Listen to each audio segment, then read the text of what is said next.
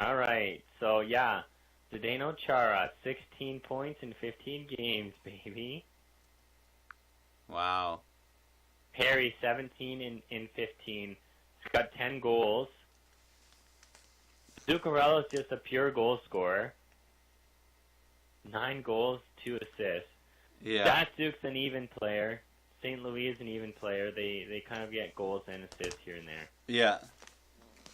We got a good team. I miss the app. I remember going on the companion app, and I don't think I could edit lines, but I could look at player stats while we simmed periods and stuff. Do you remember that? Yeah, you always used to tell me that. Yeah.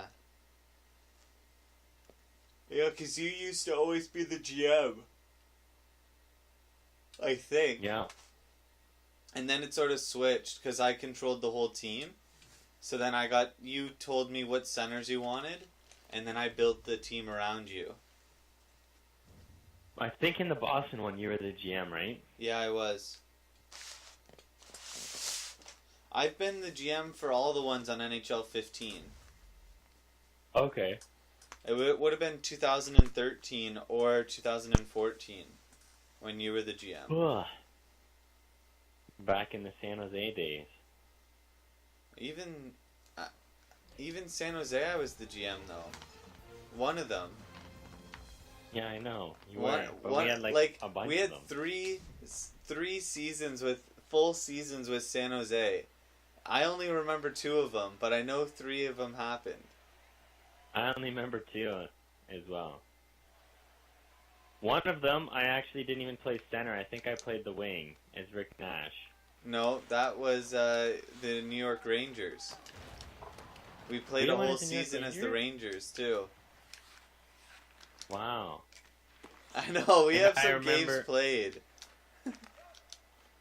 And I remember that I had like 84 goals or something in 82 games with Rick Nash.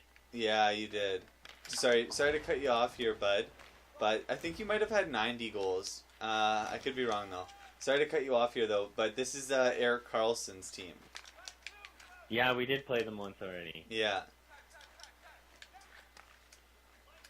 Boom, Berglund. I love that, though. Sorry to cut you off, but shut up, I'm talking. This is my moment, Scott. Oh, bust it. Bust it. Bust it out, baby. Oh, that's how you said you wanted me to use Datsuk, eh? I should be... Yeah, threading the needle. I just didn't get open for you. Up, up, up. Nice. Oh, come on, Zooks. He's on fire. He's got 9 goals now. He's got such wheels. Everyone on our team seems to have those wheels, though. At least on the left side. I was reading on the score that Brian Burke still believes in truculence and having size and strength on your team. Why wouldn't he? Why wouldn't he? Because he's a goon, that's why. But I don't think, like, now I think it's those guys that are, you want guys, oh baby. I guess you're right. Who are, what? You're kind of right, though. Yeah. Yeah, I thought it does matter, but you look, like, in the top 9 for the Stanley Cup champs, Pittsburgh Penguins, how many truculent guys did they have? Like Chris Kunitz, basically? No, not even. How many Milan Lucic 2.0s did they have? None. They didn't have any. Yeah. In their entire lineup, I don't think they had anybody. But like, yeah, and then, like, teams that do have that, I would say is probably, up. Oh.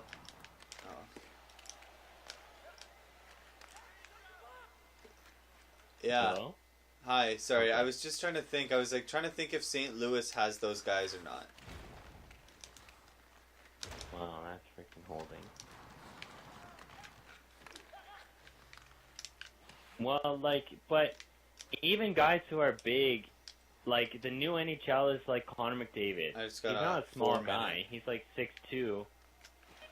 Connor McDavid's like 6'2". You know, he'll probably at one point in his career be over 200 pounds. Yeah. But you don't want like freaking huge goons who are slow as anything, like Bickle, right? Like look at Bickle now. Yeah. It's true. You know, Bickle's getting put out of the lineup for guys like Andrew Shaw, for guys like, you know, guys like Panarin, guys who are faster, and you know, like you don't need freaking. The game is all about speed now. Like, how many? Go back to 2013 and look at the Toronto Maple Leafs. Like, look, George Peros, Fraser McLaren, Colton Orr. How many of those guys were in the league like no more than like 3 years ago? And now they don't even exist. Yeah. You know? That's not what, like, hockey isn't. And I think Don Cherry doesn't like it, but I prefer to see third and fourth line guys who are fast and tough and grindy, but they're not friggin' just fighters. You know, they actually have some use to you. Yeah. What do you think about Wilson? Tom Wilson. Well, I think he's like, you know, like a Rafi Torres or something. Like he's freaking just goons people too. See, he doesn't fight. Because people would argue that he's the guy, like, that because you don't have the tough guys, that he gets to run rampant, right? Okay, I see what you're saying now. And so he, I would say remember when we used to watch Colton Orr, how Colton Orr used to skate fast and hit? Right? Oh shoot, yeah. Chara, why were you pinching? Oh my god, I don't want to stop. I murdered him. He's dead. He's dead! But like, without those tough guys there, he's running rampant, because he's a guy that has speed. He probably has an offensive side to him, but he's just focusing on his physical stuff, you know? Right. But he's going to be that, I think you're going to end up seeing more guys like him in the NHL. But I mean, you always, like, look at like Scott Stevens. Like he just ran rampant, injuring everybody, and no one fought him. Yeah, right? but that's because they didn't have. I don't know what happened then. Actually, I don't know when he played. The 90s? No, but like in my mind though, like if a guy's tough and a guy doesn't care, he's just gonna run people anyway. He doesn't. Like you're always gonna have those guys that just don't care. And are gonna fight you after running your star player, and they could care less. You know? I got what you're saying. That makes sense. Because essentially, what happens is the other team brings in a fighter to stop guys from like Tom Wilson. So then instead of having Tom Wilson, you just get some other goon, and he does the same thing, and then he fights after. And it's like he doesn't care.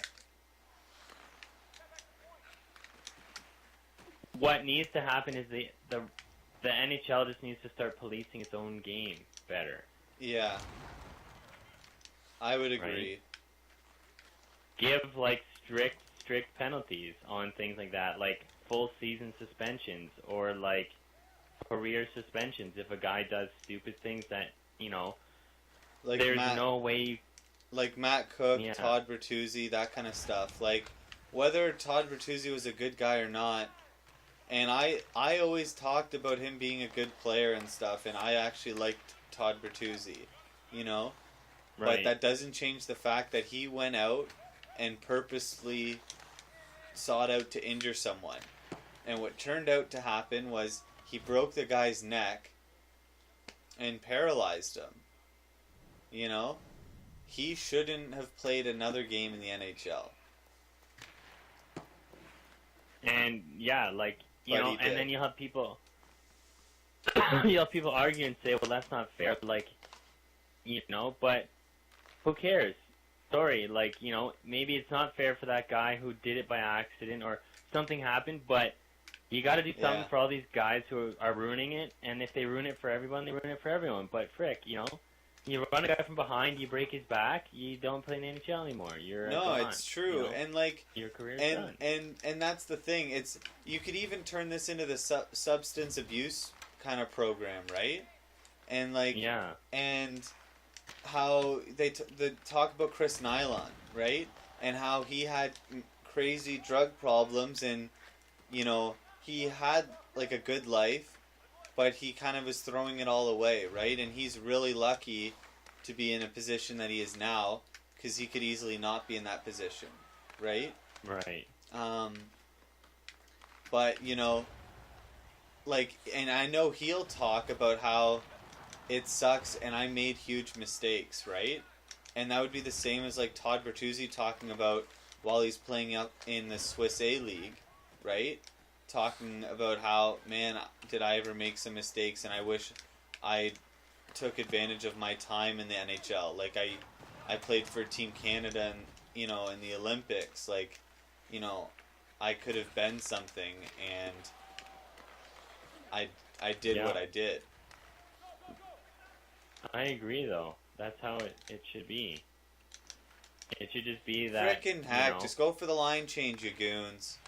God damn it. I just want to go into the zone on a 2-on-2, and both of the guys are just like, frick, I just want to get off the ice. We had actually been on for, like, ever. I don't care. If you're entering the zone and I'm not dumping it in, you stay on the ice.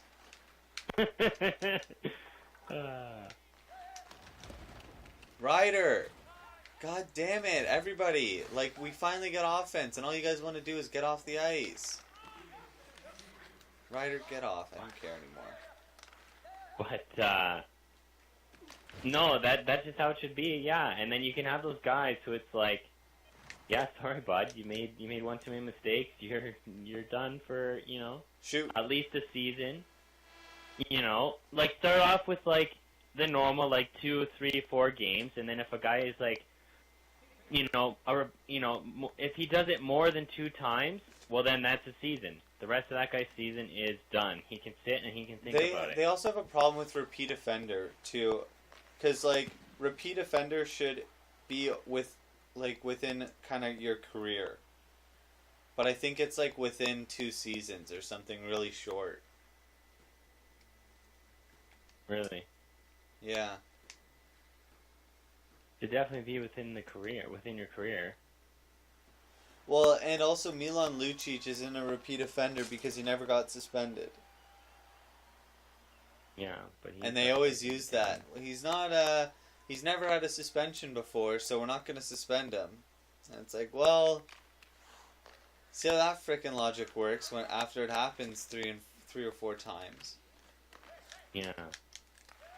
But yeah, I don't know. There's so many things in the league that I have a problem with. Like, I remember guys were like slashing other guys in the balls, and not even getting suspended for it.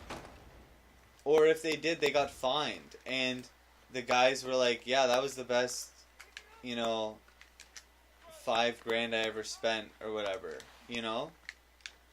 Like, man, I blow more on that in booze in one night or something. Yeah. Frick. Right? And, like, I don't know. Or I had a huge problem with that. Like, and I think like, a lot make of them harsh. Like, really harsh. Like, you're suspended without pay. Or, so that it's like, the guy's like, wow, this is my job, and I have a family, and I need to support them. And I'm not working for this entire year because of some stupid thing I decided to do. Yeah. Well, so now, not only I'm suffering, but now my family... now it's like, okay, well now I need to smarten up because this is how I support my family. Trevor Lewis. And I think, they need to look at a lot of... Wow, nice goal. They need to look at a lot of these things as they truly are. Intent to injure. Yeah. Like the slashes, the whatevers, It is intent to injure. And it's like, it's sort of like, when you get a criminal record, it should almost be like that. Like, and then anytime, you're signing a contract or whatever and you get portrayed in the media, they have to say that, like, I guess that's kind of slander or whatever, or defamation or Yeah. something like that. But still, It also all starts with how you develop your players too, right? You got to start developing kids from a young age on what it means to respect and what it means to, you know. yeah, Because, all they're doing is they take hitting out until bantam. and then you have a bunch of like hormonal raging monsters who all they want to do is goon Like at everybody. the age of 13 is when they start hitting. Are you kidding me? There's kids 5'7" going up against kids under like James's size, who's like just 4 feet. Yeah. And then on top of that, you have a bunch of raging monsters who, like, for however long have been wanting to hit, and suddenly their emotions are running rampant, and they just are, like, gooning people. Yeah. Oh, yeah, give them the penalty, ref. Well, I guess I'll just give it to them. Or you can score. Yeah, but it all comes down to, one, you gotta teach the kids from a young age, right? Yeah. That this is how you play hockey, this is how you respect your opponents, because I don't care who you are, there is no, like, it makes me think, you know, okay, hockey is just another job, it's another place to work, and if it's, you know, to me, sometimes it's like, man, when I hear about some of the things that guys say to other guys in the NHL, like, you know, when you're on the ice, like, chirping them and swearing at, it's like, that is not a healthy work environment when you really think about it. Yeah. Sorry, but I don't know how you didn't score there. I have no freaking idea. Here we If go. you spun on your forehand, you would have scored, but it made you spin on your backhand. The 3 highlights we're guaranteed to see every single game. 3 of Chara's hits. Yeah. I worked that puck think well, though. Hoping for a clean win? No. You did, but what happened was I thought I was going to deflect it, and I got a pass and was like, frickin' shoot it or something. Yeah, you know? true. I should have done the slap pass or something. Wow, good play. I should have done what I was thinking and do an RB down low.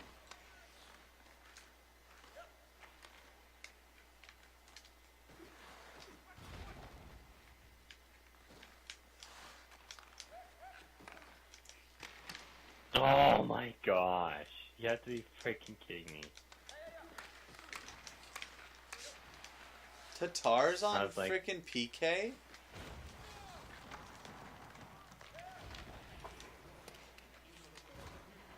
Ref! I was like thinking I'm just gonna rip one top cheese here, and my stick shatters, of course. This game is cheap. Look at, yeah, show the freaking highlight. Get out of here. Come off it. Oh, they just rub it in your face on top of that. Yeah, time up. Alright. I didn't, but he tied me up and it worked, so. Get out of here, Tatar. You're freaking 79 overall. I don't know if he actually is or not. I might be thinking of someone else. No, he's probably like a 79, 80. Or he could be like an 84. For all I know.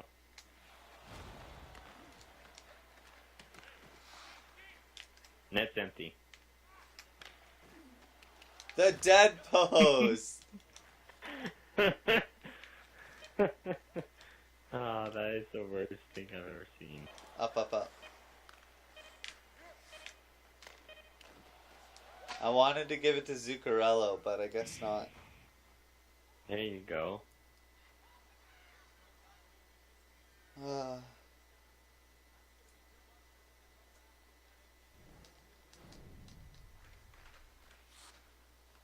They have Oh, Ron that's Hainsey. fantastic.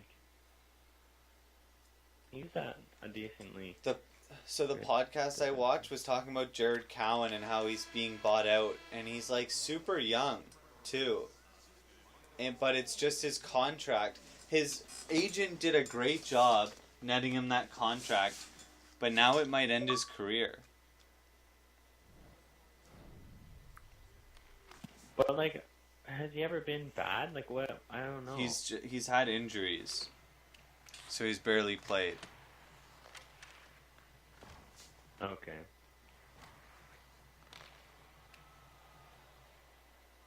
Here's the dead post on your backhand.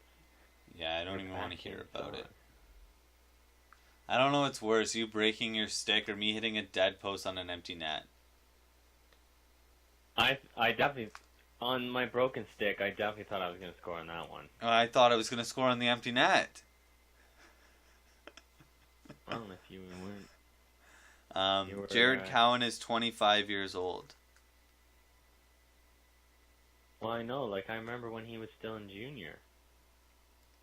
He is a left-handed shot, but still. Left-hand shot, he's a big guy, right? Like 6'5", 238. Yeah, he's like a big guy, right? So he played. I guess maybe his mobility. So no, it's injuries. 2013, he played 7 games, or 10 games in total. 2014, he played 68. 2015, he played 54. And 2016, he played 37. Wow. When did he sign this giant contract?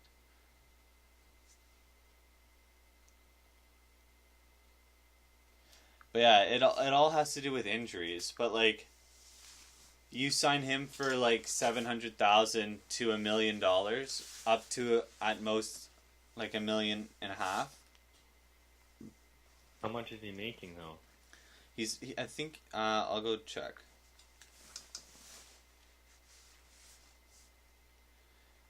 General manager.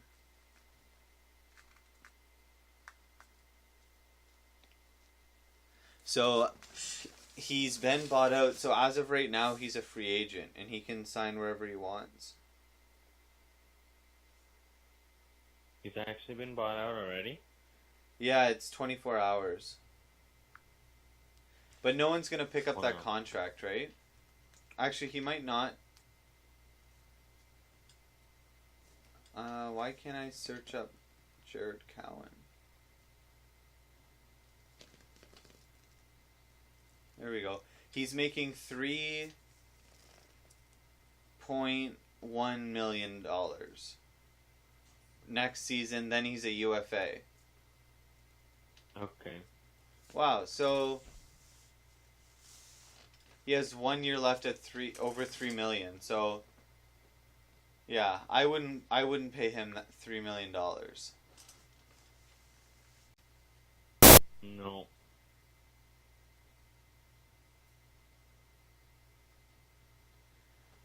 Wow, Cam Ward was re-signed. And Yaskin for it. He's making $1 million. Yeah, he was re-signed, yeah. What? Sven Barchi's making $1.8 million? I guess that's cheap. Yeah, that's pretty decent. Justin Schultz is a UFA, I believe. Or no, he's an RFA.